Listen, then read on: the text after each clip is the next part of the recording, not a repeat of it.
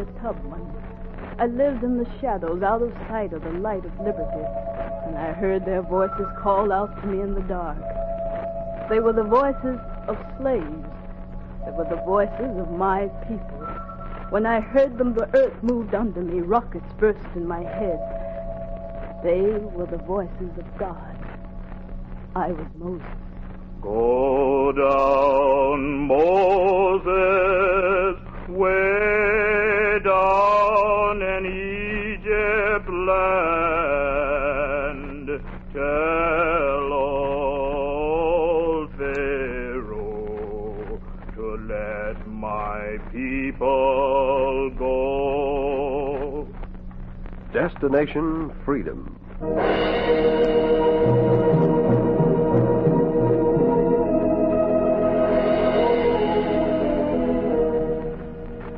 The Chicago Defender and station WMAQ bring you Destination Freedom, a special radio series dramatizing the great democratic traditions of the Negro people, interwoven in the pageant of history and a part of America's own Destination Freedom.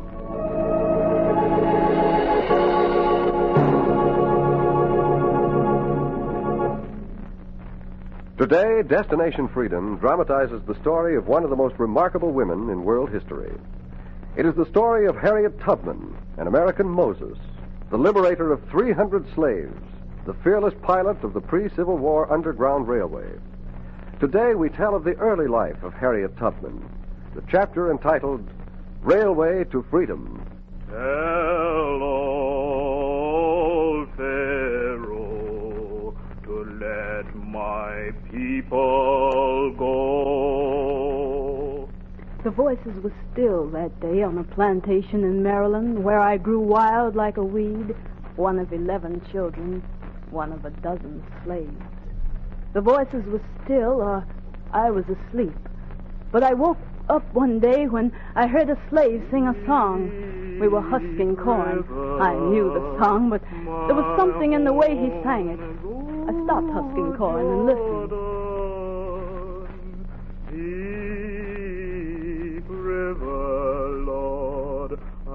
I looked up at him and said, Saul? Huh? What were you singing? Oh, just a little old song. What does it mean, Saul? Well, you nigh as old as I am. You're old enough to know. Know what? To know the ways of the Underground Railroad, Harriet. To know there's a train waiting tonight. And how to tell those who want to come aboard to come aboard. How do you know all of that? The Talbot woman says so. She keeps track of the trains. And you say you're going to cross over and... Keep your mouth shut and your eyes open. Look. See the way the old master's looking? He's on to it. Well, I'm going to my cabin. Got to get my things.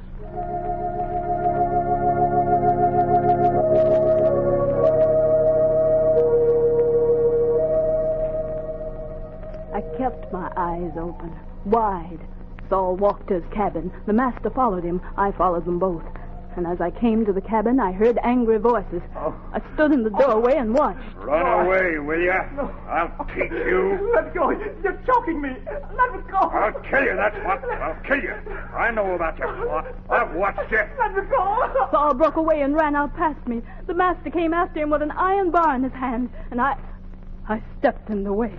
I blocked the door. Get out of my way, girl. Move or I'll crack your devilish head. I was afraid, but I wouldn't move.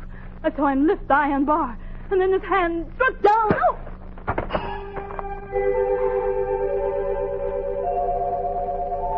The earth moved, and rockets burst in my head. It was dark all around me. I seemed to be lying in a dark river, dreaming that I heard my mother saying, Harriet, you're hurt. Lie back, child. Lie back. I dreamed I heard the master come in and say, She should be whipped and branded. She tried to block my way. Why can't she be peaceful like her brothers? I should have her whipped. She's a good child. She just followed her mind. She's a very good child. And I dreamed the master came in again and again to look at me. He had slave buyers with him, and he'd say, There she is, a girl in her prime. How much am I bid? How did that deep scar get in her head? I buy live slaves, not dead ones. Well, is she dead or alive? Of course she's alive. Next, how much am I bid? She'll lies there staring like she's in another world, like she's sleeping with her eyes open. I bid nothing.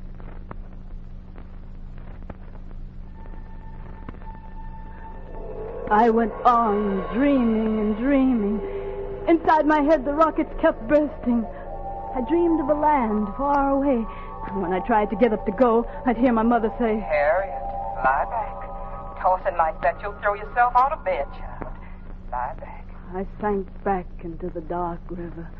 I lay there floating a long, long time before I heard her say, Now, stand up, Harriet. Look, there you're standing again. Again? It's a miracle. Wait till I tell you, brothers. We've nursed you back to life. Nobody believed you'd live. How long was I sick? 2 seasons. 2 seasons just lying here? Oh, you'd sleep sometimes, and you'd talk out loud sometimes, like you was dreaming. You'd talk about the master. Don't you remember? Some things. I remember some dreams. I remember dreaming about Nat Turner. Don't speak his name out loud. I dreamed I heard Nat Turner call Nonsense. me. He's been hanged and buried 10 years, girl. Get him and his deeds out of your mind. He called me and told me how he burned the plantations and made an army of slaves to fight. And he called me and said, Harriet, do what I did. And I said, I can't do what men do. I can't lead an army. Then he said, you can do more. You can lead an army across the River Jordan. If that's all you dream, then keep quiet. That was not all. Didn't you dream good things? Yes. I did dream once I was praying. I was praying for the master and all the masters. They were looking down at me to see if I was worth buying. That was no dream. They were here. I dream I prayed to the Lord to change their hearts, but he would not. Then I said, Lord, if you won't change them, kill them. Well, who talks of killing on my grounds? Is this another plot? Oh, it's just Harriet's first day out of bed, Master Bodias. She can stand up now. So this is the little hero who tried to help Saul escape, huh? Now Saul will work his life out in the field, where you'll go. Oh, the child is weak, Master. The child is worthless. Scrawny, sickly, she's been a burden to me, but now she'll earn her share. And whatever's in that addle head of yours, girl, get it out. There'll be no revolts, no escapes. If you've got any sense left, you'll obey laws. You'll be satisfied. You work in the field. No, please. She's too weak to work in the field. Please. She's too weak to eat. Please. Mother, stand up. The master's right. It's in the fields where I should work.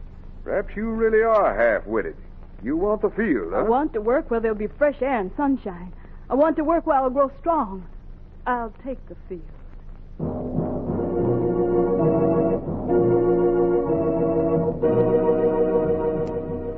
And I went into the fields. I was weak. I wanted to be strong. I plowed the grounds, dug the ditches. I drove oxen. I worked in the yards. I did a man's work. I kept my dreams wrapped around me in the sunshine, in the open air. Though some slaves still slipped off on the strange underground railroad, I wasn't ready. I wasn't ready until I lost my fears. I lost them the day the master passed me and said, Well, I see you've done your work well, Harriet. Yes, I've worked. Uh-huh. And I can see why you're stronger than anyone else in the county now. In fact, I think you're strong enough to be sold to the Georgia rice fields.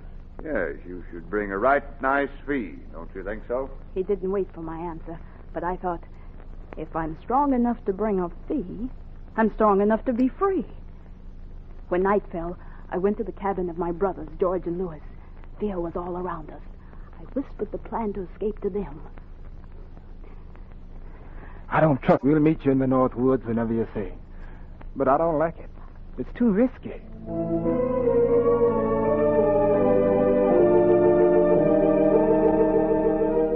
I slipped away. I went across the valley to the house of poor white cobblers, the Talbots. Mrs. Talbot saw me coming and motioned to me to stay in the yard. She went in her house and came out again with a letter in her hand. Here's some money. It's not much, but it's all I have. Take this letter to the next station. They'll help you from there. How far is it? It's near the border of a free state, Pennsylvania. It'll be a house with a cross on the door. Eileen! Eileen, who you talking to? Nobody, Jed. Nobody. Just looking at the stars is all. It's my old man. He hates the slaves. They're the cause of us being poor. Eileen, you getting mixed up in that underground business again? No, Jed, no. I'm coming. Hurry now. How'll I go? How'll I know the way? Just follow the North Star. Eileen! Eileen!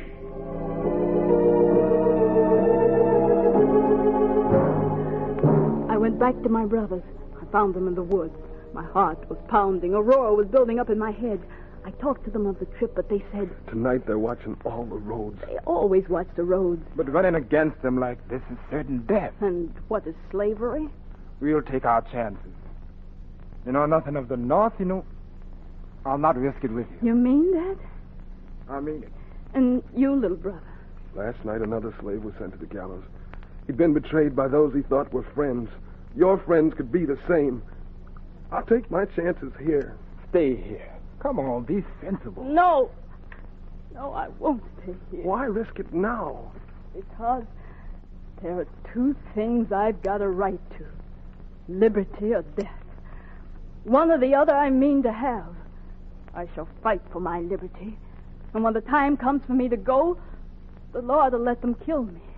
If you go, you'll go alone. I'll go alone. Then go your way. Louis, come on. Come on. Brother! Oh, brother, don't leave me alone. Brother! The earth moved again. The rockets were off in my head again. I turned round and round. I thought of my mother, brothers, sister, and the row of cabins I could see from where I stood.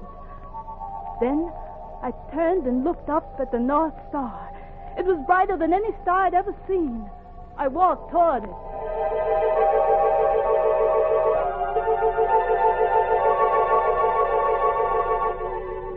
I made my way through the fields and forests, past villages and farms, past patrols and guards, sleeping in the open, in barns and under haystacks. My eyes watched the North Star until I came down into a valley. Then I saw it. I saw a block of houses, and on one there was a cross. I forgot the slave hunters and the patrols and broke into the open and ran toward it. Someone behind me shouted. Hey, you! Stop! Stop! A patrolman. He'd seen me. Stop, I'll shoot. I ran down into the valley toward the house. I heard the shot and stumbled. I got up and ran on until I lost sight of him. I reached the door, threw myself on it, and beat against it. Let me in! Please, let me in! The door opened, and I was inside. It seemed like a dream. I stretched out my hand, and a hand met mine. It was warm. Two strange faces looked into mine. One said, Levi, take her behind the door. The patrol's coming. You help the woman. Let me handle the patrol, Hannah. They'll be suspicious of you. They're coming. What will you tell them? I'll tell them the truth. Hannah, you can't let them take her back. Wait, woman. I live by my religion. They know that. I'll let them in and answer them. Well, man, do you have to tear my door down? I'm sorry, Madam Godman. A runaway slave came this way, trying to cross the state line, I reckon. I'm only doing my duty. And what do you expect me to do? Well, my men are searching the houses along this way. You want to search my house? Oh, no, you're a woman of God. You'll tell the truth. Have you seen a slave come this way? A slave? A slave. I've never seen a slave. You're at the wrong door. Thank you, Madam Godman. Thank you. You did it, Hannah. The Lord will forgive those who lie to save a life. I did not lie. But you told him... I told the truth. He asked if I'd seen a slave. The Lord says all men are brothers. In the eyes of God, there are no slaves. There are only men and women. I believe God. Who do you believe, Levi?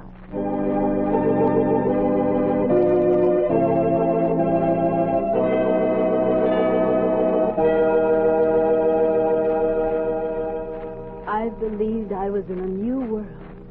And when I was rested, my new friend said, No, you're not in free territory yet. This is just the first station on the Underground Railroad.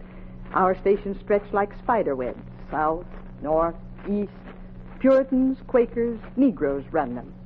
You won't be on free ground till you go up the hill through the woods and cross the Pennsylvania line. From there, it's easy. No high sheriffs to hunt you down. Go where you please. Are you ready? To cross that line? I've been ready a long time. When night came, I slipped through the woods.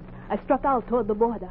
I walked through the woods until It came over me that, like in a dream, I had crossed the line. I had crossed the River Jordan. I was free.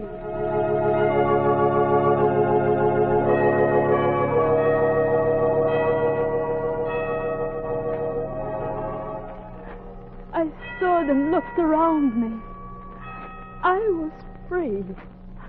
I looked at my hands to see if I was the same. There was such a glory over everything. The sun came like gold through the trees. I felt I was a part of the air and the sky. I could go to Canada. I'd left behind me the land I hated. Whips and chains and fears and overseers were all behind me. Ahead was a new, clear life. And then, somehow, I was lonely. I was free, but there was no one to welcome me. I remembered my home was with my brothers, sister, mother. And then, my head, the earth seemed to move under me. My head seemed to split apart, and I heard the voices of my people calling me. And it was then I knew which way I had to go. I turned from the North Star. I found my way again to the door with the cross on it. It opened before I knocked. Well, welcome back, Harriet. Welcome? Yes, your supper's ready. It's on the table. You expected me to come back? Yes, don't look surprised, friend. We knew you'd come back. But how? I didn't... Sit down. We've been a way station for guiding escaped slaves for about 10 years now. Some pass this way once, and we never see them again. They are satisfied to get their own freedom. Who can blame them? But now and then, one comes our way who's got the flame burning not just for his freedom, but for his brothers, sisters, friends. You burn that way, Harriet. How did you know? You were thinking, what a great thing a new liberty is. You were free, but when you thought of millions who were slaves, you said, what good is my being free when my brothers are slaves? Yes, I did.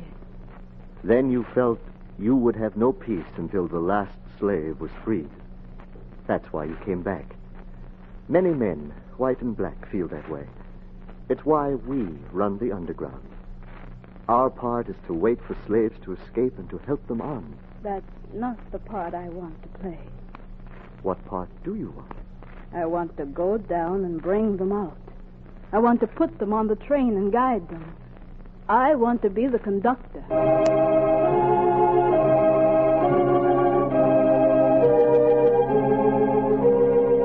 And I went out to learn the ways of the underground. I met the abolitionists.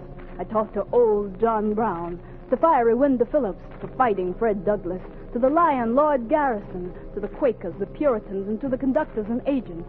And some said... Lady, you want to know who to trust when you hit the trail guiding slaves to freedom. I'll tell you. Nobody who owns a slave. Nobody. I'll tell you how it is, Miss Tubman. The Southland is like a fortress. A fortress with the guns turned inside against the people who live in it. If thee goes back too much, Miss Tubman, you'll never get out again.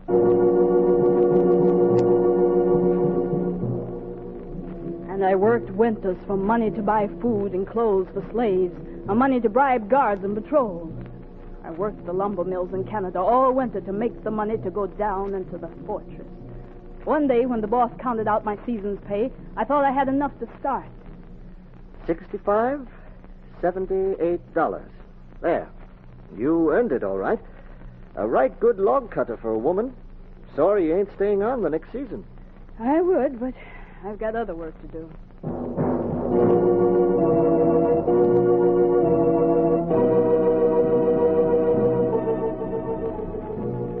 I was ready to do my real job.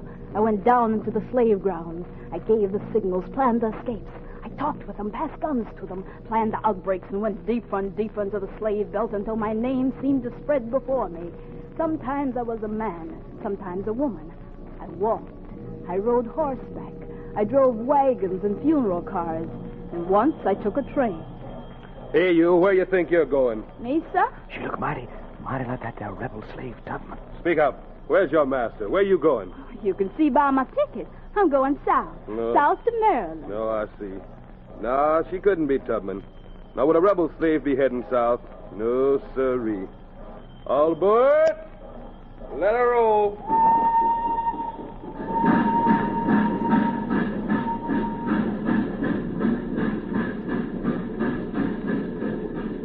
I rolled into Georgia and rolled out with slaves into Canada. I rolled and roamed the plantations.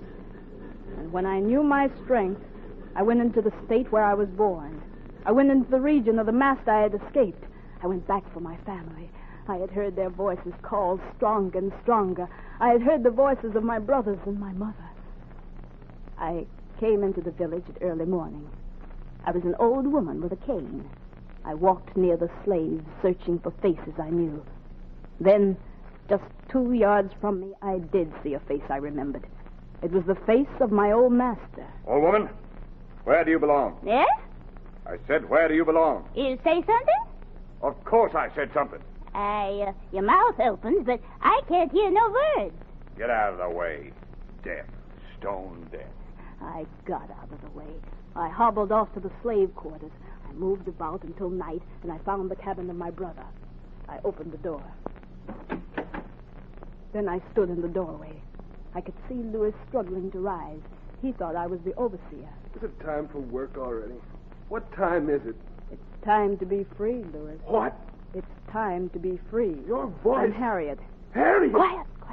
Wake up the overseer. Where's Mother? Mother? Yes, where's Mother? She and our sister were sold. Where? To whom? I don't know. South. I did my best, Harriet. I couldn't help them. Never mind. Wherever they are, I'll find them.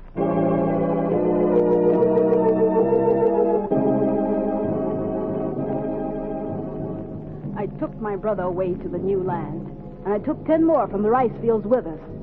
I saved my brother, but as I looked over the land for the woman who had brought me into the world, there was a fear in me I'd never known before.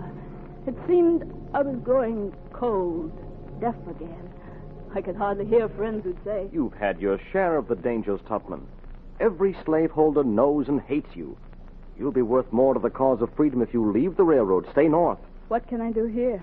Plenty. Travel about the states and tell the people what you've done. I do travel, Mr. Garrison.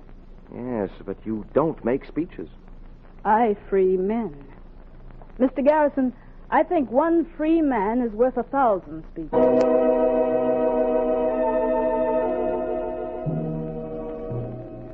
I didn't say that the pressure on my head was almost too painful to bear. I knew being still would never stop it. I went down again into the armed camps. I went searching along the levees, the swamplands, looking among slave workers until I saw slaves marching from a mill. A guard was calling them on, and one came by, an old woman who looked older than I had ever pretended to be. She looked up into my face. It was my mother. Her lips parted. She said, Harriet, my child. All right, what's holding up the line there? Move on. Mother, I've come to get you. Don't talk, child. Don't talk. How will I tell you? Tell them. Dean, don't talk. Just see. Move on up there. Move on. The line passed. She was gone. I went through the men's quarters. I found Saul. Help me, Saul. I have the plans and the money. Help me to tell everyone who wants to come with us to slip away quietly. I can let them know. Go back to the river and wait. I'll sing. Those who understand, they'll come. That evening, Saul walked by the cabins, walked by the overseers and the guards, and he talked to the people. Steal away, steal away, steal away to Jesus.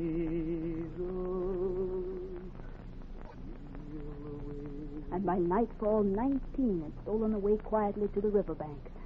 At night, we waded through the waters. We struck out for Canada. We dodged patrols. We climbed hills. We moved by day and slept by night. One was afraid and said, We'll never make it. Already they're catching up with us. The dogs will be on us. We crossed the river again. Once we fought off a patrol and escaped to the hills. Then one man fell behind. One man said to me, I'm not going any further. You're out of your head. I'm going back to live. I won't die out here. I had an answer, an old answer I'd used before on other trips. I put it against his head. But why do you point the gun at my head? You'll go on, or you'll die. Oh. Which is it? He went on. Night after night, clouds covered the North Star, and I felt the trees for the moss to tell our way. We trudged on, tired, hungry. My mother kept beside me, her head high. And then we broke through the forest and into the clearing. We crossed into Canada. And this time there were people to welcome us. Harriet, come over here. There were Levi and Hannah and agents from the road. There were hundreds of freedmen I had brought out of the slave fields. Then I listened to their talk, and it seemed I had made my last trip. Sure you're going to stay home now, Harriet? I believe I will. I believe we can get another conductor. I believe I would like to rest. To rest and forget. But then my head seemed to roar again. I heard voices call. The old blow on my head seemed to pain again. The earth moved. Rockets burst in my head. I listened to the voices. They were the voices of slaves. They were the voices of my people. They were the voices of God. I was Moses. I answered them. Go down, Moses, way down in Egypt land. Tell old Pharaoh to let my people go.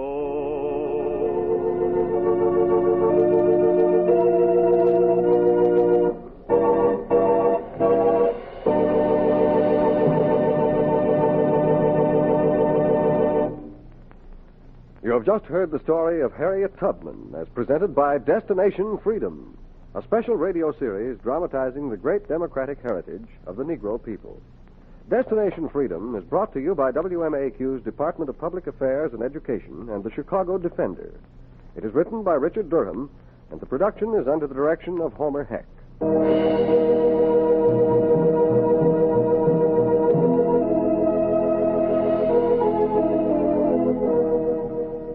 The role of Harriet Tubman was played by Wesley Tilden. The supporting cast included Hope Summers, Melva Williams, Maurice Copeland, Curly Ellison, George Kluge, Arthur McCoo, Charles Mountain, Cliff Norton, and Fred Pinkert. The singer was Greg Pascoe. Richard Shores composed the special music, which was played by Elwin Owen and Bobby Christian. This is Hugh Downs inviting you to be with us again next week for another in our series on the Negro in Democracy. Destination Freedom.